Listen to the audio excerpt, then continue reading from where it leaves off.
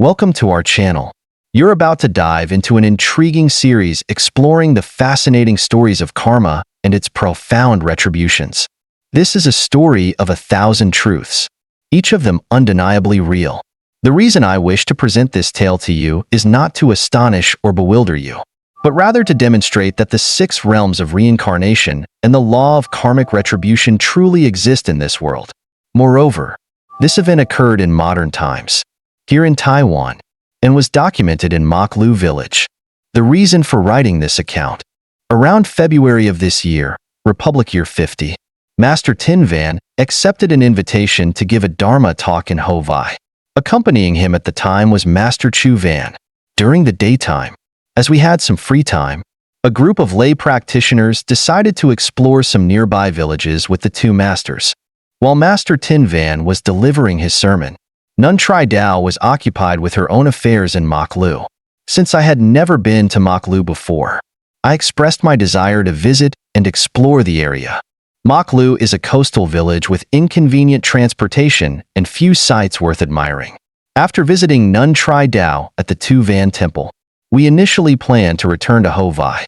However, the abbot of Tu Van Temple insisted that we stay for lunch.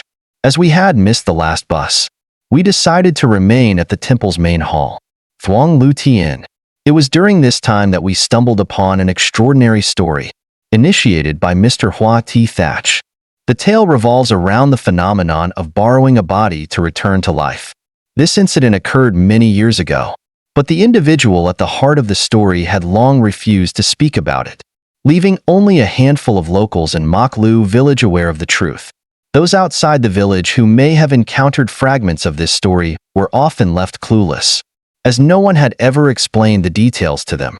Many dismissed it as impossible or purely fictional, because the story remained so obscure. Even the person involved refrained from recounting it.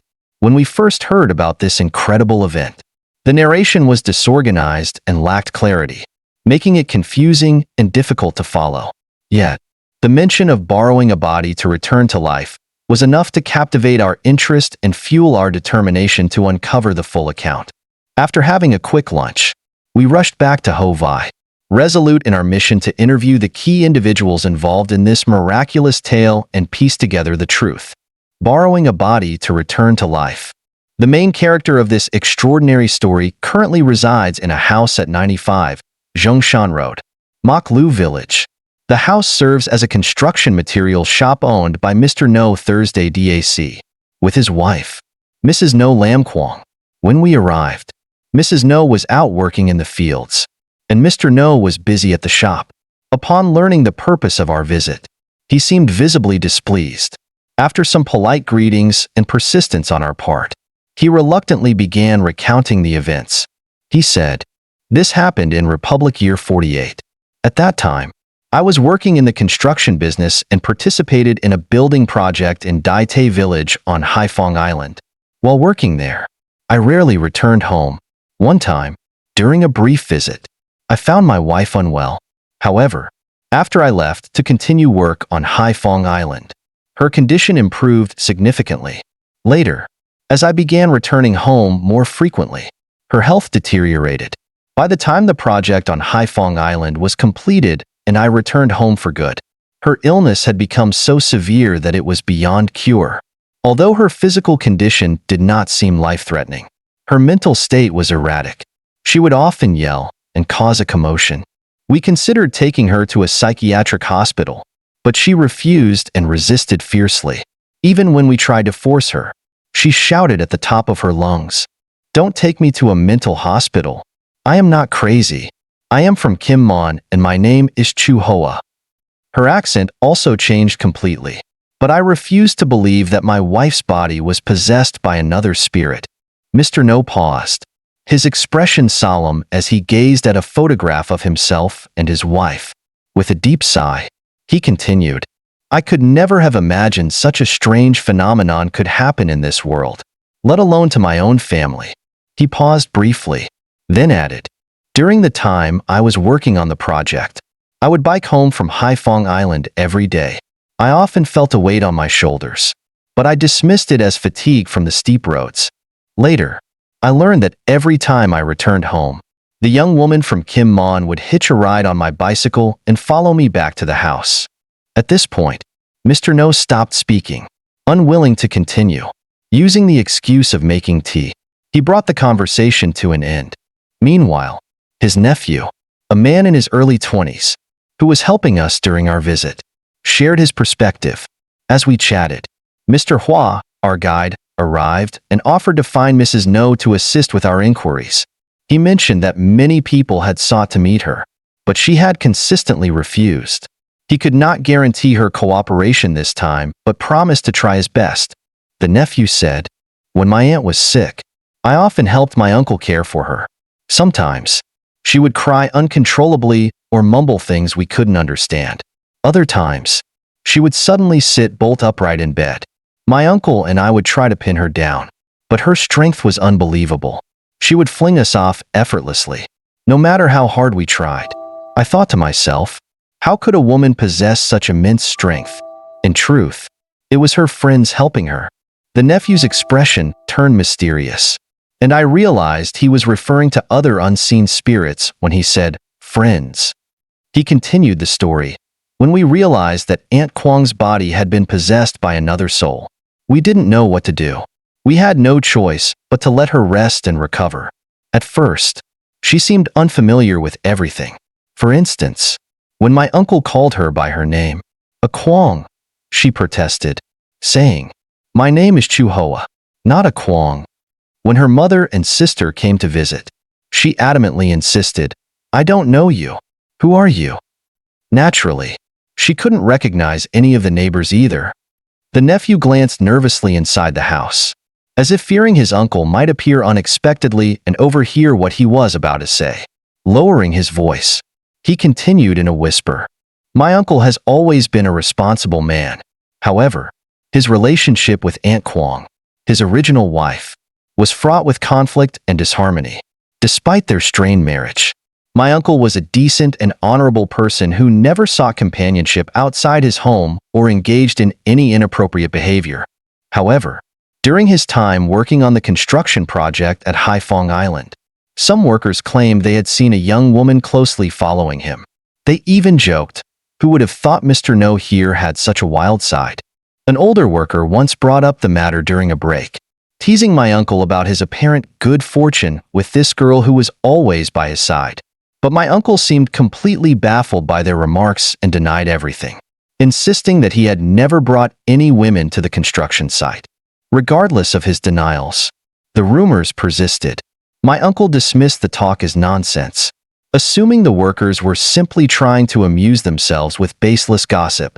Little did he know, the young woman everyone had seen was actually Chu Hoa, the very soul that now resides in Aunt Kwang's body. Before possessing her, Chu Hoa had apparently been following my uncle everywhere. Lighting a cigarette, the nephew continued, "It's almost unbelievable.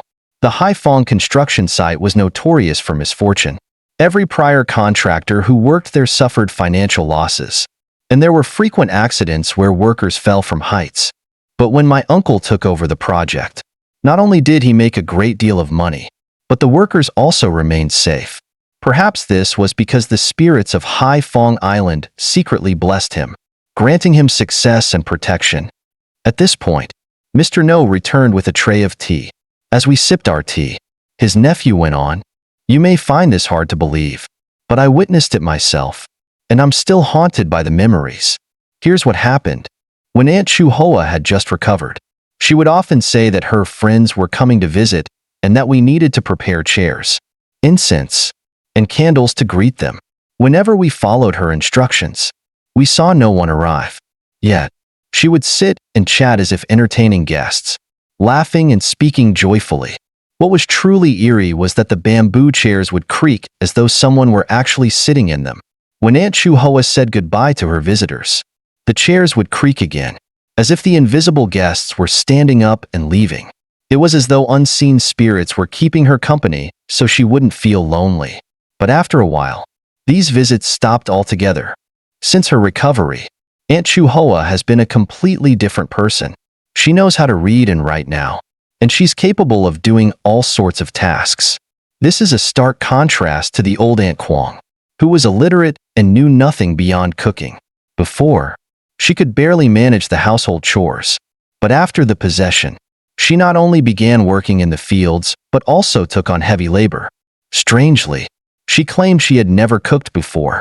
Her preferences, mannerisms, and even her voice have changed entirely. She now speaks in the Kim Mon dialect, and everything about her is unrecognizable from the past. My uncle, once a simple ancestor worshiper, began venerating Buddhist deities after Aunt Chu Hoa brought home statues of Avalokiteshvara and Kitagarbha Bodhisattva. She also stopped eating meat entirely. The old Aunt Kwong loved fish and meat, but the new Aunt Chu Hoa refuses to eat anything that isn't vegetarian. She even eats separately from the rest of the family because of this. At that moment, Mr. Hua returned, shaking his head. She refused to come, he said.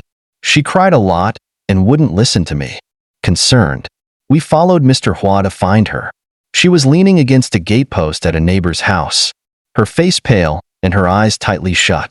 Tears streamed down her cheeks, and it was evident she had been crying for a long time. We spent a while consoling her before helping her back to the house.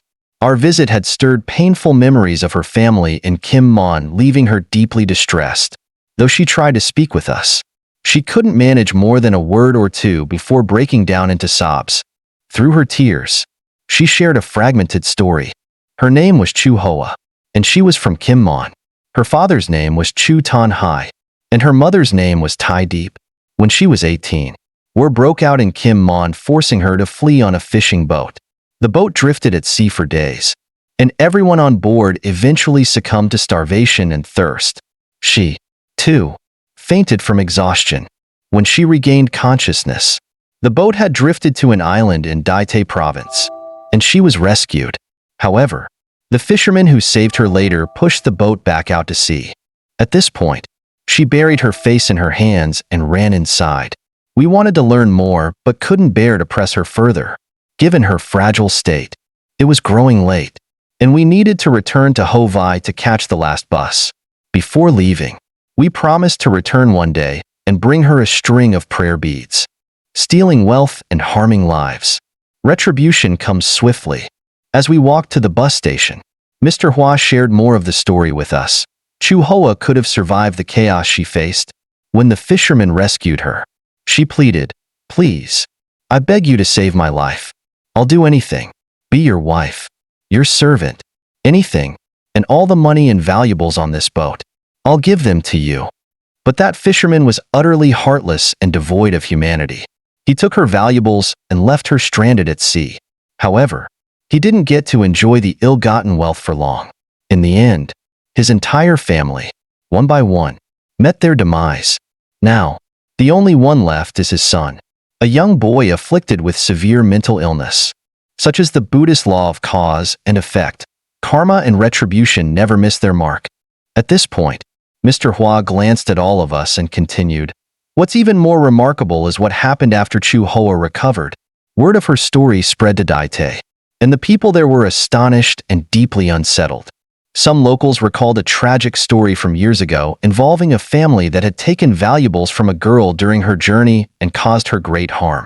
When they heard of her miraculous recovery, they brought the insane boy, the thief's son, to meet her. But as soon as they reached the gate, Chu Hoa stopped them from entering. She wept and said, 'Hasn't your family done enough to me? Why are you here to cause me more suffering?' This was truly extraordinary. Before the possession, Mrs. Kwong had never been to Daite, and no one else in the village knew the full details of the incident. Yet Chu Hoa instantly recognized everyone involved. It was uncanny, fulfilling the promise of a prayer bead offering. Around July of this year, lay practitioner Hung Siu Min came to Ho Vai to teach local Buddhists how to chant and sing Buddhist hymns. During our conversation, Master Chu Van brought up the story of borrowing a body to return to life. Lay practitioner Nong, who was present, found the story fascinating.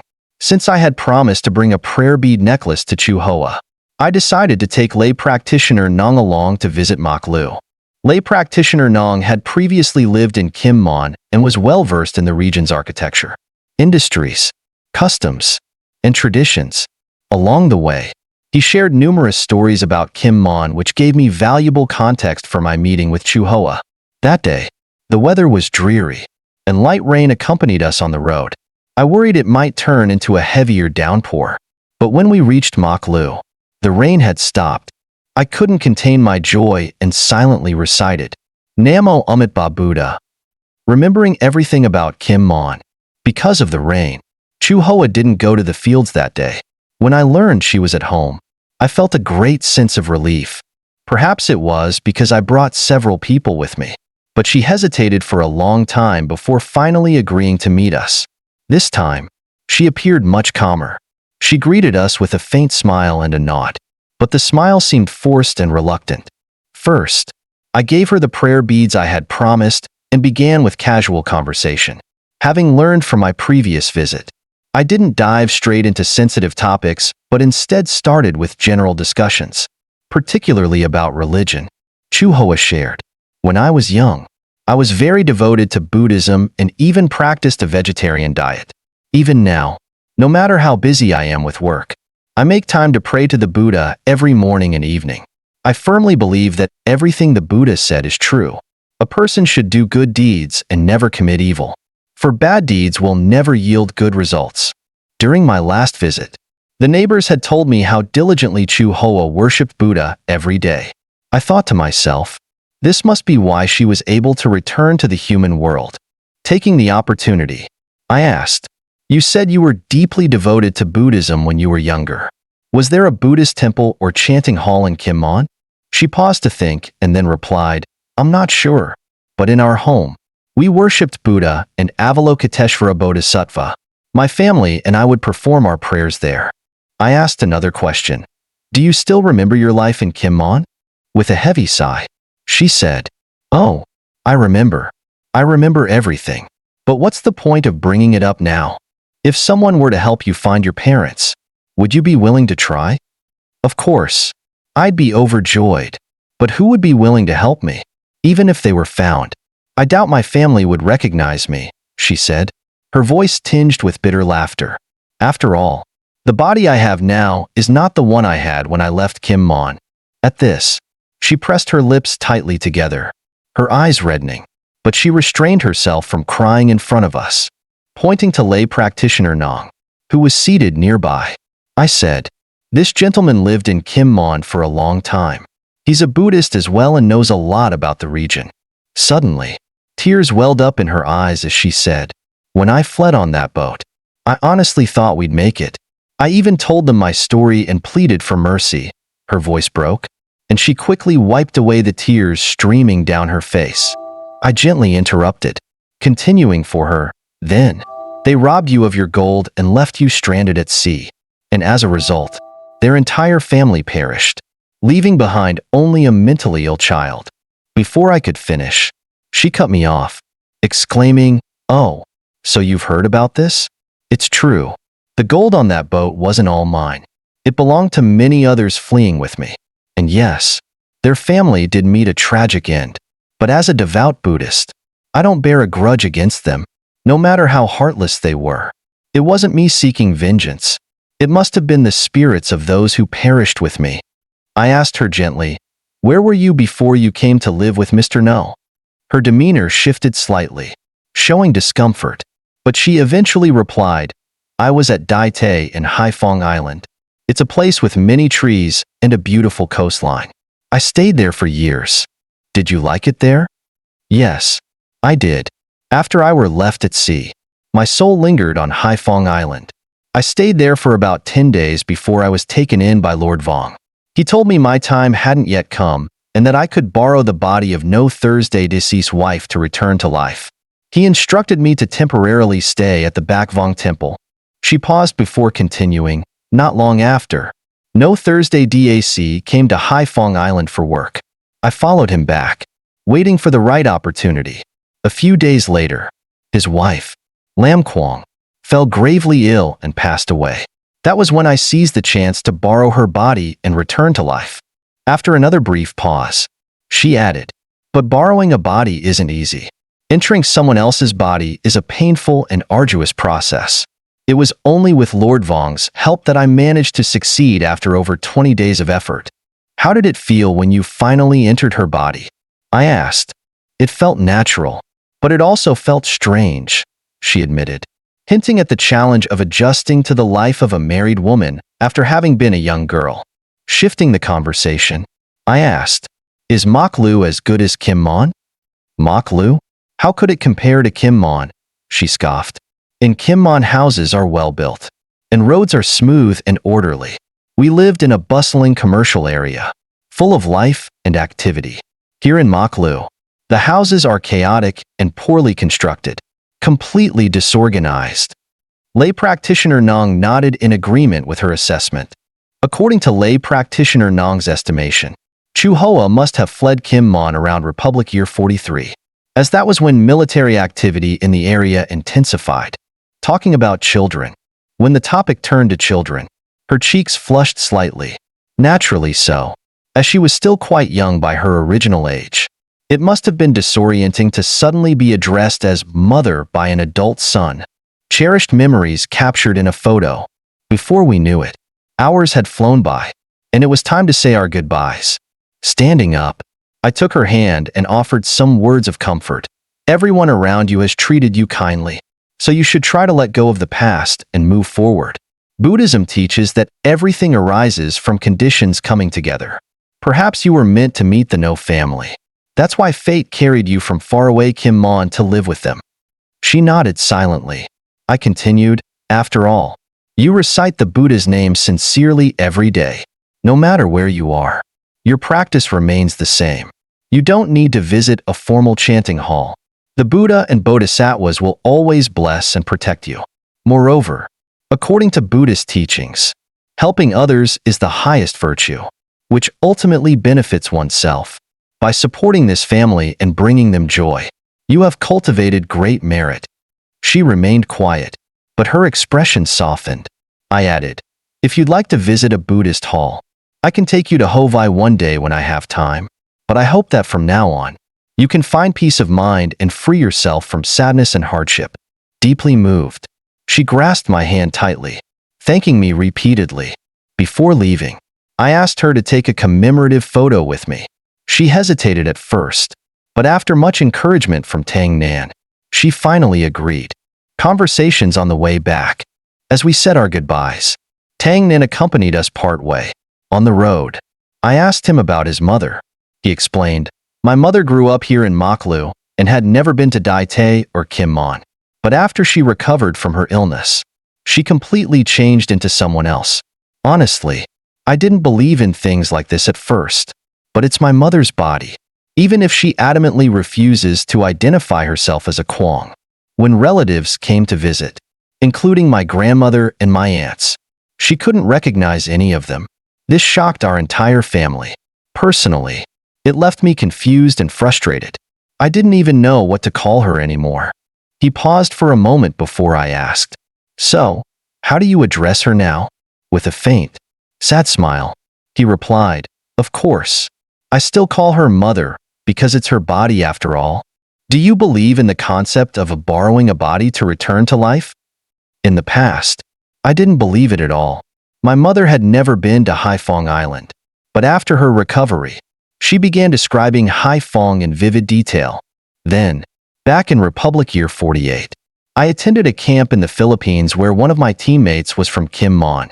Their accent was distinctly different. When I returned home, my mother was still recovering from her illness.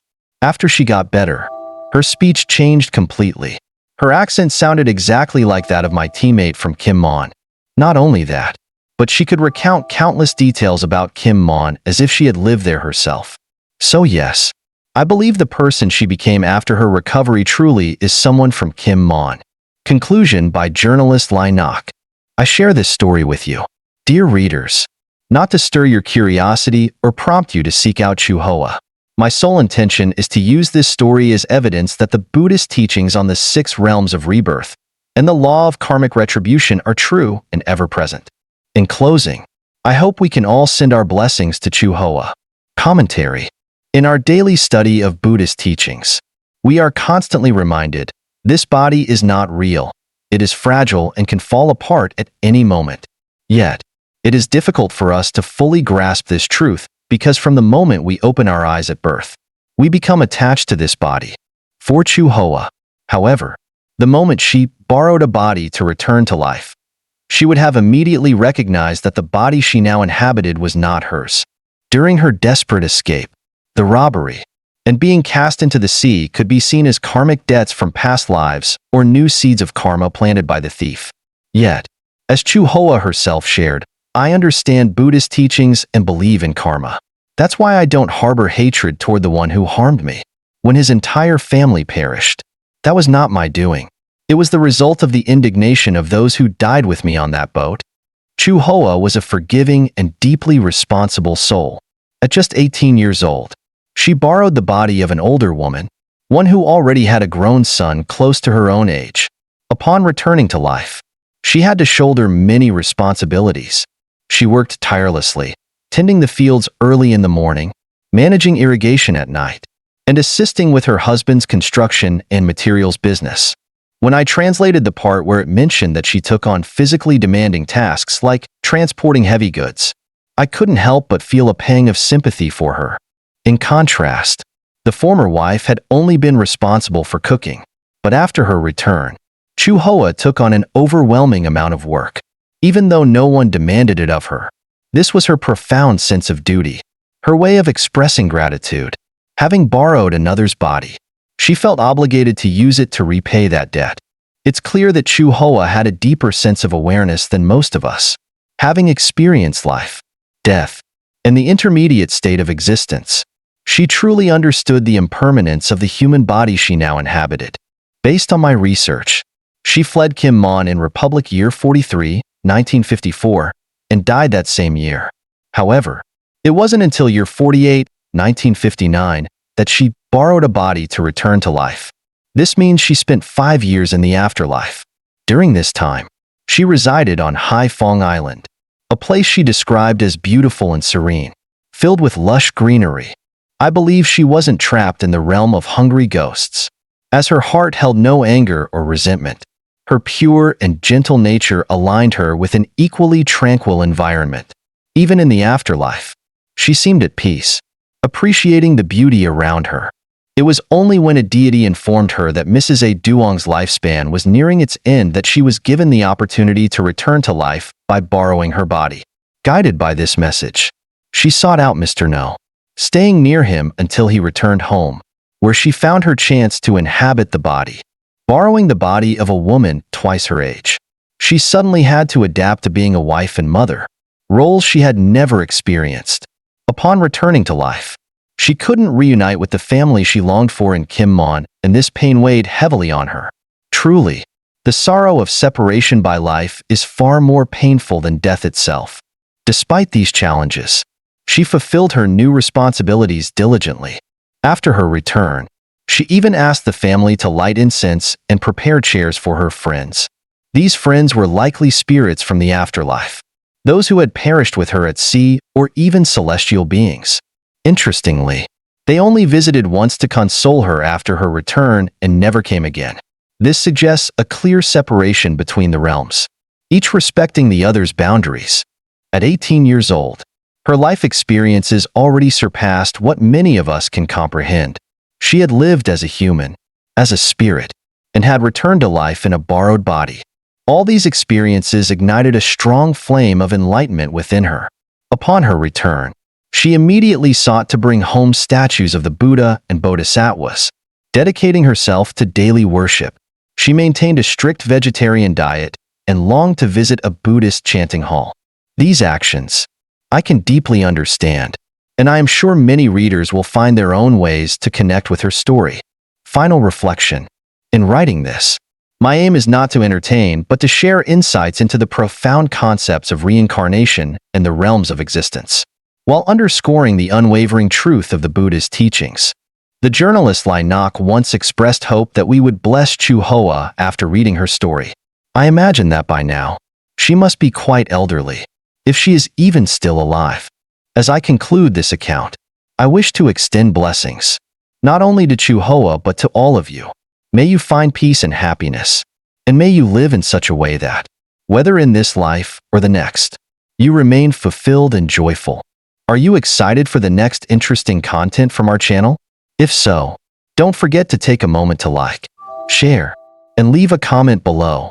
And most importantly, hit the subscribe button and turn on the notification bell so you won't miss any of our exciting videos.